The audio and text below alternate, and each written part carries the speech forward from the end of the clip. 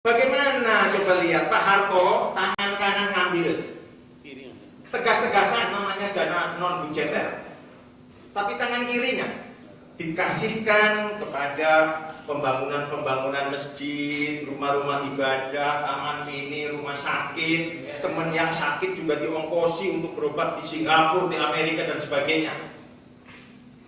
Tapi yang sekarang ini lebih nemen daripada dana non budgeter, tetapi tangan kirinya nggak ada. Apa untuk teman yang sakit, teman yang mau mantu, bukan miring nih, ini bukan persoalan pribadi.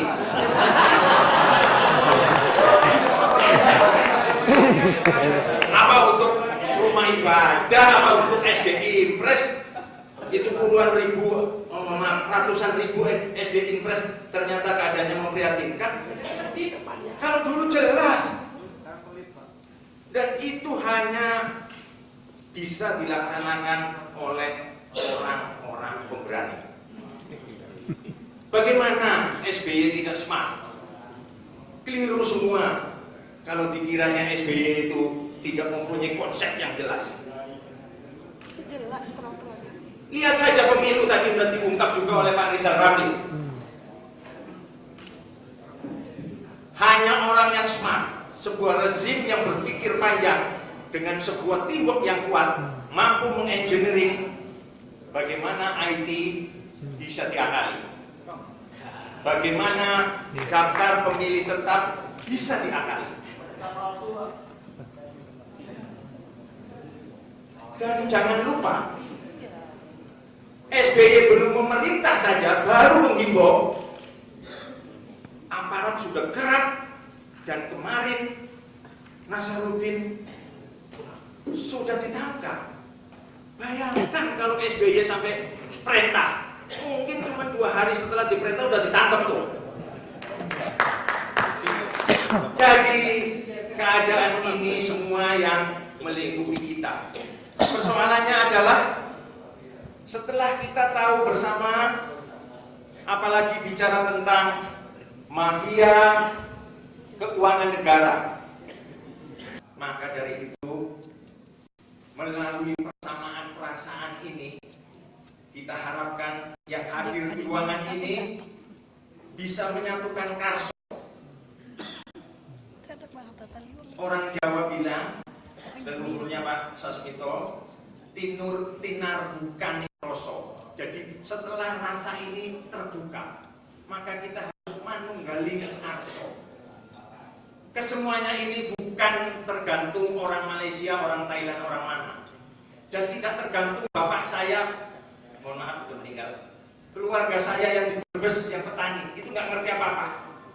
Tapi tergantung salah satunya adalah yang ada di ruangan ini. Apa yang mau diubah? Mengapa diubah dan bagaimana mengubahnya? Bicara apa yang diubah, kita tahu kesemrawutan sistem yang kita gunakan. Coba kita berguru kepada negara tetangga. Malaysia katakanlah.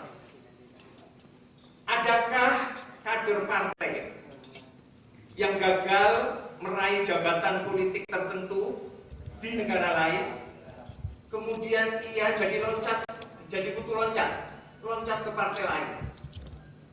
Mengapa ini terjadi? Jangan salahkan siapapun, karena partai yang ada di Republik ini baru sekedar jaket, kumpulan orang-orang yang punya kepentingan yang menamakan dirinya partai. Padahal partai dalam demokrasi adalah kumpulan orang-orang seideologi yang mempunyai kesamaan cita-cita. Tidak ada orang hari ini ideologinya A, besok ganti ideologinya B, kecuali melalui proses. Di kita tidak kok. Yang kedua, mari kita lihat sistem pemilu kita. Di seluruh dunia, memilih dalam pemilu mempunyai dasar punya pertimbangan atas dua hal. Yang pertama adalah program yang ditawarkan. Yang kedua, siapa yang akan memimpin pemerintahan itu atau negara itu. Mari di kita. Ketika pemilu legislatif, juru kampanye, kader partai, caleg, semuanya termasuk Pak Lili, ngubah janji. Kalau PKB menang akan begini, begini, begini. Kalau Golkar menang akan begini, begini, begini. Ini adalah bohong besar. Yang tepuk tangan dong. Mengapa bohong besar? Karena kita ini sistem presidensial. Cuma sialnya aja kok. Yang dijadikan program pemerintah adalah